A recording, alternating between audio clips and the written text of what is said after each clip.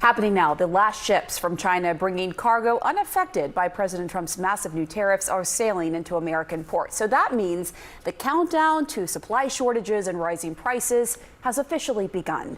Goods that were loaded after April 9th are going to be hit with a 145% tariff. Huge tariff. Let's go to New York right now. CNN business and politics correspondent Vanessa Yurkevich is watching all of this unfold. Vanessa, how soon will we see the prices on Chinese-made products jump here in the United States?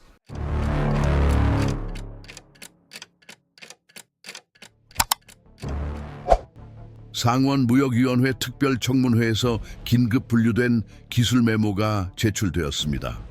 이 문서는 최근 시행된 관세 집행 조치의 직접적인 결과로 필수 품목의 국내 공급망에 심각한 불균형이 발생하고 있음을 경고했습니다. 간결하지만 정확한 표현으로 이 문서는 처음으로 전통적인 물류보상 메커니즘, 비용 예측 가능성, 초국적 경로, 현행 양자 협정에 기반한 이 구조적으로 훼손되었음을 인정했다. 국내 공급 차관보실의 한 국장이 사용한 구조적 훼손이라는 용어는 이후 국가상업예측사무소 기술진에 의해 지지되었으며 이들은 별도의 성명에서 연방 차원의 공급 체계에 대한 즉각적인 재검토를 권고했다.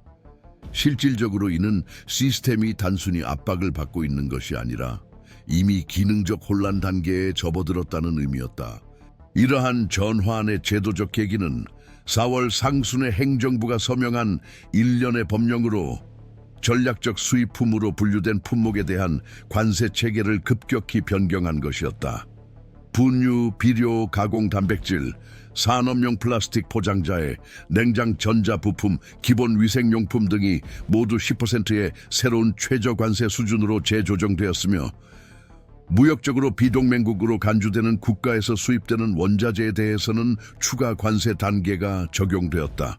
공식적인 명분은 국내 생산 능력 강화와 대외 물류 적자 재조정이었으나 이 조치의 즉각적인 효과는 다른 방향으로 나타났습니다. 전국의 유통센터를 통합 운영 중인 대형 소매 및 도매 체인들은 미결 주문을 취소하고 해외 공급업체와의 계약을 재협상하며 30일 이내 배송이 가능한 해상 운송 경로에 의존하는 물품 조달을 중단하기 시작했습니다. 이는 단순한 적응이 아니었습니다. 긴급 운영 재편이었습니다.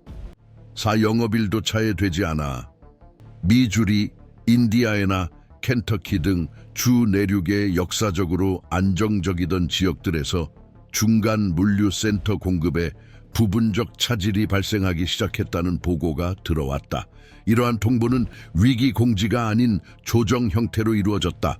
서비스 시간 단축, 대량 주문 일시 중단, 평소보다 긴 배송 기간을 감수한 육로 화물 재배치 등 프레즈노에서는 주립농업협동조합 네트워크가 냉장 운송 단위당 평균 비용이 20% 증가했다는 내부 경보를 발령했다. 텔러헤시에서는 학교 급식용 과일과 유제품 배송이 7일 이상 지연됐다고 교육청이 보고했다. 엘버커키에서는 지역 냉장 유통 노동조합이 세계 통합 물류기업에서 갑작스러운 초과 근무 중단이 발생하자 노동부의 개입을 요청했습니다. 이러한 신호들은 뚜렷한 붕괴로 기록되지는 않았지만 패턴 변화로 나타났습니다. 일시적 부족과 체계적 혼란의 차이는 제품 부재가 아니라 수요, 공급, 대응 능력 간의 일관성 상실에 있다. 그리고 바로 이 점이 이후 2주 동안 점차적으로 드러나기 시작했다. 중형 슈퍼마켓들은 비상 체계를 도입해 특정 품목군에서 고객당 구매 수량을 제한하기 시작했다. 약국 체인들은 확인되지 않은 재고 가용성 예측을 바탕으로 재고를 재구성했습니다. 소규모 점포들은 최소 재고 보충 마진으로 운영하기 시작했습니다. 많은 경우 소비자들은 사전 통보 없이 불안전한 진열대나 예고 없이 조정된 가격을 마주하게 되었습니다. 덴버에서는 한 채소 공급업체가 기본 원자재 비용 상승으로 교육 분야를 대상으로 한 모든 운영을 중단했습니다. 발표는 공격적이지 않았습니다. 회계적이었죠. 해당 기업은 새로운 요금 구조로 인해 7일 이상의 장기 계획 수립이 불가능해 고정 계약 이행이 어려워졌다고 밝혔습니다.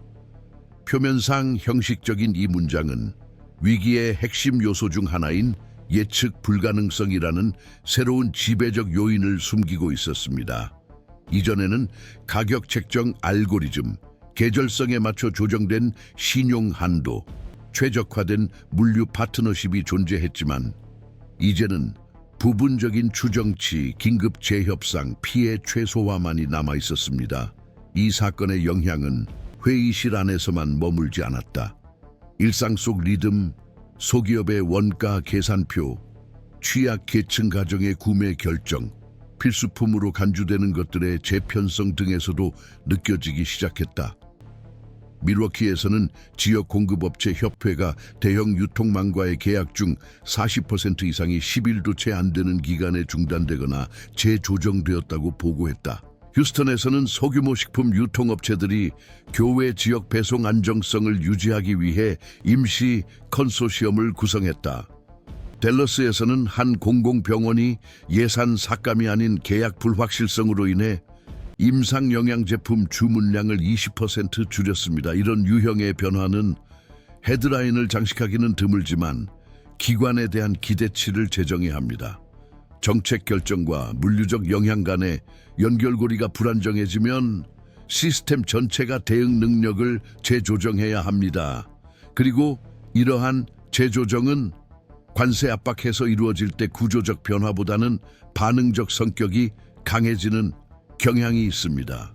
이런 주제를 주의 깊게 지켜보신다면 이 채널은 바로 기관의 현실과 그 영향을 가장 직접적으로 느끼는 이들의 일상에 연결된 지속적인 분석을 제공하기 위해 존재합니다. 우리는 정확하게 지름길 없이 따라갈 것입니다.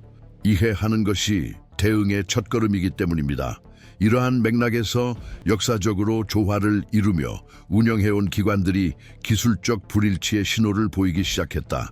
농무부는 유통보고서를 검토하면서 곡물 및 가공 단백질 수송의 중요한 경로의 변동성이 증가한 것을 확인했다. 연방식품안전청은 위험 네트워크를 업데이트하면서 중간 수준의 물류 취약 지역 목록에 11개 카운티를 추가했습니다. 또한 국가경제기획국은 분기별 생산 및 국내 소비 목표에 즉각적인 재검토를 권고하며 최소 공급 지표가 구식 가정에 기반해 재계산되고 있다고 경고했습니다. 이 시점부터 운영기관과 규제기관 간의 협력은 그간 외부 요인으로 간주되던 변수들에 의해 위협받기 시작했다. 역사적으로 지정학적 압박 수단이나 산업별 보상 메커니즘으로 활용되던 관세는 이제 최종 수입뿐만 아니라 내부 물류 비용 형성에 직접적인 영향을 미치는 공급망 문제로 부상했다. 수십 년간 월마트와 같은 통합 유통망의 효율성을 지탱해온 저스트인타임 JIT 시스템 구조는 잠복 상태에 접어들었다. 사소한 지연은 예외가 아닌 운영상 불가피한 요소로 흡수되기 시작했다. 이러한 행동 변화는 이론적이지 않았다. 화물 추적 지도, 소급 조정된 계약서, 지역 운영자들이 발행한 주간 재고 부족 보고서에 그 흔적이 나타났다. 내슈빌, 세크라멘토, 털사 같은 도시에서는 냉장 화물의 주문부터 배송까지 걸리는 평균 시간이 12에서 18% 증가했다. 24시간 미만의 시간 여유로 운영하던 기업들은 3일 이상의 안전 버퍼를 도입하기 시작했다. 이는 실질적으로 간접 비용 증가, 인력 재배치, 임시 저장 시설 재배치로 이어졌으며 이러한 비용은 필연적으로 소비 기반에 전가되었다. 이 구조의 취약성은 2차 유통망이 제한 모드로 전환되기 시작하면서 더욱 두드러졌습니다. 물류센터와 최종 판매점을 연결하는 지역 운송업체들은 연료비 급증, 차량 교체 어려움, 배송 예측 불안정성을 보고했습니다. 대규모 재무제표에서 종종 간과되던 소형 화물 운송 부문이 시스템적 스트레스의 주요 지표 중 하나로 부상했다. 클리블랜드에서는 200건 이상의 활성 계약을 보유한 한 기업이 새로운 관세 체제에서 수익성이 없는 지역으로의 최종 배송을 일시 중단했다. 이러한 수렴 현상은 제도적 대응이 조율되지 못한 이유를 이해하는 데 도움이 된다. 중간 수준의 변동을 완화하도록 설계된 시스템은 점진적 조정이라는 기술적 논리를 벗어난 정치적 기원의 연속적인 변동으로 시험대에 올랐다. 연방경제정책위원회는 비공개 회의에서 필수품 운송에 대한 간접 보조금 긴급 지원 메커니즘 가동 가능성을 검토했다. 이 제안은 추진되지 않았지만 회의록에 중요한 점을 남겼다. 운임 위기가 상업적 왜곡에서 식량 취약성으로 발전할 위험성이다. 민간 부문의 반응은 서로 다른 양상을 보였다. 대기업들은 교차 보상 전략을 채택하여 비필수품의 마진을 높여 기본 품목의 손실을 상쇄했다. 일부 유통망은 흐름을 완전히 재구성하여 관세가 높은 수입품을 일시 중단하고 규모의 경제는 낮아지더라도 지역 생산에 집중했다. 문제는 이러한 전환에는 시간, 예측 가능성, 지역 지원망이 필요하다는 점인데 대통령령이 몇 시간 만에 소급 적용되어 영업 마진을 바꿀 수 있는 상황에서는 이러한 요소들이 결여되어 있었다. 변동을 흡수할 자본이나 생산을 재배치할 네트워크가 없는 소규모 기업들은 더 원시적인 전략을 채택했습니다. 포트폴리오 축소, 교대 근무 중단, 임대 계약 재협상, 그리고 일부 경우에는 사전 해고입니다. 솔트레이크 시티에서는 유기농 식품 협동조합이 재고 보충 일정을 유지하지 못해 주간 바구니 프로그램을 무기한 중단했습니다. 배턴루즈에서는 소규모 식료품점 그룹이 운송 중인 제품에 대한 새 관세 즉시 적용을 법적으로 문제 삼기 위해 집단 소송을 제기했다. 핵심 법적 농어는 상품이 이미 이동 중인 상태에서 규정을 변경함으로써 이 법령이 법적 안정성의 기본 원칙을 위반한다는 것이었다. 이러한 움직임을 계기로 연방기관이 아닌 시장 운영자들에 의해 비공식적인 취약지역 지도가 형성되기 시작했다. 이 지도에는 관세 재편성으로 공급망이 가장 직접적인 영향을 받은 지역들이 포함되었다. 각 도시 옆에는 건식 항구에서의 평균 대기시간, 부분적 화물 반품률, 공급 계약 파기율, 필수 품목 가격 변동률 등의 지표가 표시되었습니다. 이러한 비공식적 병행 지도 작성은 투자 결정, 물류센터 재배치, 중기 운영 재설계에 지침이 되었습니다. 리스크 분석가들은 새로운 평가 범주인 운영 관세 민감도를 활용하기 시작했다. 이 개념은 기업이나 지역이 갑작스러운 대외 무역 정책 변화로 인한 불안정성에 얼마나 노출되어 있는지를 측정한다. 입법위원회가 입수한 기밀 보고서에는 샌와킨 밸리, 미시시피 북부, 미시간 산업 지역 등이 높은 지수를 기록했다. 그 영향은 경제적 차원에 그치지 않았습니다. 일부 공립학교는 정기적인 식량 공급 유지에 어려움을 겪으며 긴급 메뉴 변경을 강요받았습니다. 병원에서는 특정 품목 부족으로 대체 임상 영양 프로토콜이 도입되어 면역력이 약화된 환자에게 직접적인 영향을 미쳤습니다. 그럼에도 기관 관계자들 사이에서는 대응을 주도할 능력이나 의지를 가진 중앙당국이 없다는 인식이 지배적이었습니다. 상무부는 관세 정책이 행정부의 정원사항이라고 주장했습니다. 분열된 의회는 대통령령에 이의를 제기할지 아니면 사태 전개 상황을 지켜볼지 망설였습니다. 헌법소원 제기로 소환된 대법원은 해당 사안이 아직 법리적으로 성숙되지 않았다고 선언했습니다. 이에 따라 시스템은 정지 상태에 머물렀습니다. 가동 중이지만 명확한 방향성이 없었습니다. 그 사이 주변에서는 평소 공급 흐름에 대한 신뢰가 계속해서 악화되고 있었습니다. 이러한 시기에는 정치적 결정과 그 운영적 효과 사이의 상호 연관성을 이해하는 것이 필수적이다. 이 채널은 바로 그러한 지속적인 분석을 제공하기 위해 존재한다. 지름길 없이 제도적 초점을 유지하며 그 영향을 직접 겪는 이들의 일상에 주목한다. 다음 에피소드를 지켜봐 주십시오. 전개는 아직 진행 중이다.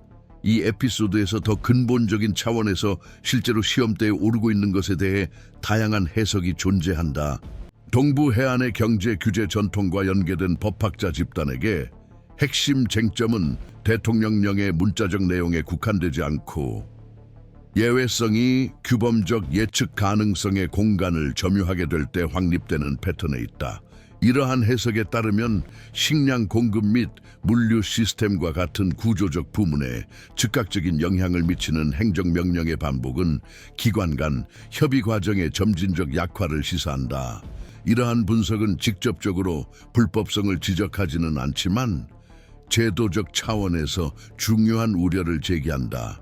체계적 특성상 연방 차원의 조정과 규제 안정성이 요구되는 분야에서 일방적 결정이 당연시되는 현상이다. 다른 접근법으로 보다 기술적 운영적 관점을 가진 분석가들은 최근의 물류 붕괴가 관세 문제만으로 설명될 수 없다고 주장한다. 이들 관측자들에 따르면 미국의 공급 모델은 이미 기능적 한계에 근접해 운영되고 있었으며 극히 낮은 마진, 최소한의 재고, 집중된 높은 국제 의존도에 의해 유지되고 있었다. 갑작스러운 관세 장벽의 도입은 이미 존재하던 취약성을 가속화하는 요소로만 작용했을 뿐이다. 이러한 관점에서 핵심 문제는 무역 정책 자체가 아니라 외부 충격을 흡수할 수 있는 메커니즘의 부재에 있다. 이 해석은 인프라 및 도시 계획 전문가들 사이에서 반복적으로 제기되어 왔으며 이들은 수년간 외교적 결정, 규제적 긴장, 갑작스러운 정책 방향 전환과 같은 비물류적 요인에 직면한 정시 공급 just-in-time 모델의 경직성을 경고해왔다. 논쟁은 법적 영역으로 옮겨가 아직 불안정한 판례가 형성되기 시작했다. 지역 법원들은 소매망, 유통기업, 농업협동조합이 제기한 소송을 접수하기 시작했는데 이들은 사전에 체결된 계약에 대한 관세의 소급 적용을 문제 삼고 있다. 일부 소송에서는 합법적 신뢰 원칙을 근거로 해당 법령이 별도의 규제체제에서 체결된 계약의 경제적 기반을 일방적으로 변경했다고 주장하고 있습니다. 현재까지 판결은 일관성을 보이지 않고 있다. 최소 2건의 가처분 결정에서 연방 판사들은 관세 정책이 행정부의 권한에 속한다는 이유로 청구를 기각했다. 다른 2건에서는 이미 운송 중인 상품에 부과된 관세의 부분적 유예를 명령했다. 이러한 산기한 판결은 법적 환경에서 해석적 불안정성이 존재한다는 인식을 강화하고 있다. 한편 규제 환경은 장기적인 체계적 불확실성에 계속 노출되어 있다. 대형 슈퍼마켓 체인부터 신생 자동화 물류 기업에 이르기까지 운영이 예측 가능성에 직접적으로 의존하는 기업들은 변동성이 주요 기준이 된 극히 단기적인 전망하에서 사업을 진행하게 되었다. 일부는 방어적 전략을 채택했습니다. 예를 들어 내부 변동성에 대한 노출을 줄이기 위해 외화로 계약을 체결하는 방식입니다. 다른 기업들은 투자를 동결하거나 확장 계획을 중단하거나 관세의 영향에 덜 민감한 주로 운영을 전환하는 선택을 했습니다. 이러한 위축은 재정적 차원에만 국한되지 않는다. 제도적 성격도 띠게 되었다. 생산망 전체가 일시적인 전제하에 운영되기 시작하면 전략적 계획이라는 개념 자체가 취약해진다. 이러한 불안정성의 영향은 생산 부문을 넘어섰다. 대학에서는 식량 안보를 위한 응용 연구 프로그램들이 민간 기관과의 협력 중단을 보고했다. 공공식품은행에서는 이전에 상업적 인격에서 공급되던 식료품에 대한 수요가 증가했습니다. 시의회에서는 지역 생산 장려에 관한 논의가 입법 의제의 중심이 되었습니다. 이러한 개별 조치들 중 어느 것도 구조적 문제에 대한 해답을 제공하지는 못합니다. 그러나 종합적으로 볼 때 기존 시스템이 균열 없이 긴장을 흡수할 능력을 상실했다는 인식이 확산되고 있음을 시사한다. 국제 무대에서도 파장이 주목받았다. 미국 관세 정책의 불확실성에 직면한 파트너 정부들은 일방적으로 무역 협정 재검토에 나섰다. 유럽연합은 농업협정 내 안전장치 조항을 재검토했다. 멕시코는 멕시코, 미국, 캐나다 간 협정에 규정된 공식 협의 메커니즘 가동을 발표했다. 캐나다는 미국 정부가 채택한 특정 일방적 조치의 합법성을 논의하기 위해 세계무역기구 WTO에 기술적 청문회를 요청했다. 이러한 반응들은 법적 이해 제기에만 국한되지 않습니다. 이는 다자간 체제의 안정성이 권력 불균형이 두드러지는 상황에서도 최소한의 예측 가능성에 달려 있음을 시사합니다. 바로 이 지점에서 보다 전략적인 성격의 분석이 등장합니다. 경제 체제가 불확실성이 의도적인 행동 수단으로 활용되기 시작할 때 어느 정도까지 이를 견딜 수 있을까요? 형식적으로는 되돌릴 수 있지만 반복되는 결정들로 제도적 신뢰를 어디까지 유지할 수 있을까? 그리고 공급망의 구조적 기반인 예측 가능성이 더 이상 안정적인 요소가 아니라 협상 가능한 변수로 전환될 때 그 운영 한계는 어디까지일까? 명확한 답은 없다. 현재 관찰되는 것은 관세 위기에 대한 연방정부의 대응 모델이 지연되어 작동한다는 일관된 증거들이다. 충격 발생과 제도적 대응 사이의 간격이 길어지고 이 공백은 기업의 즉흥적 대응, 비협조적 적응, 필수품 접근에 대한 지역 간 불평등 확대 등으로 채워지는 경향이 있다. 국회에서는 중도 성향의 의원들이 지난 10년 말 중단된 관세 영향 모니터링을 위한 양당 협의체 재가동 가능성을 논의하기 시작했다. 아직 초기 단계인 이 제안은 입증된 시스템적 위험 상황에서 구속력 있는 권고안을 발의할 수 있는 관측소 설립을 포함한다. 그럼에도 이 계획은 저항에 부딪히고 있다. 일부 의원들은 이러한 메커니즘이 대외 무역 분야에서 행정부의 자율성을 제한할 것이라고 평가한다. 다른 이들은 현재 상황의 복잡성을 고려할 때 공식적인 권고만으로는 부족할 것이라고 주장한다. 실질적인 결과는 부분적인 마비 상태다. 문제는 인식되지만 해결책은 계속 미뤄지고 있다. 민간 부문에서는 논리가 반대다. 명확한 결정이 없는 매주마다 운영 비용이 누적된다. 금융 분석가들은 이미 식량 가격 상승을 단기 및 중기 인플레이션 전망의 구조적 요소로 반영하고 있다. 투자 펀드들은 소매, 유통, 최종 물류 관련 자산에 대한 노출을 재검토 중이다. 일부 도시에서는 가격 인상이 임금 인상분을 상회하는 수준에 이르렀다. 역사적으로 일시적 충격에 더 강했던 중산층도 필수품에 대한 인플레이션 압박으로 인해 채무 불이행 징후를 보이기 시작했다. 이러한 요소들은 강제적 재편 과정을 겪고 있는 시스템의 부분적이지만 의미심장한 단면을 보여준다. 현재 진행 중인 위기는 가장 시끄럽지는 않지만 가장 명확한 교훈을 주는 사례 중 하나다. 이는 정치적 주권과 경제적 상호 의존성, 의사결정권과 체계적 책임 사이의 긴장을 드러낸다. 그리고 점점 더 피하기 어려워지는 질문을 제기한다. 불안정성이 반복적으로 행동 수단으로 활용될 때 제도적 안정성은 어느 정도까지 견딜 수 있는가? 이것이 우리가 이 과정을 지속적인 관심으로 지켜보는 이유다. 분석은 여기서 끝나지 않는다. 단지 단계가 바뀔 뿐이다. 깊이 있는 분석으로 전개 과정을 따라가며 지름길이나 쉬운 약속 없이 보도하는 것을 중시하는 이들에게 이 공간은 열려 있다. 왜냐하면 과정이 진행 중인 동안 그것을 이해하는 것이 그 과정에 휩쓸리지 않는 최선의 방법이기 때문이다.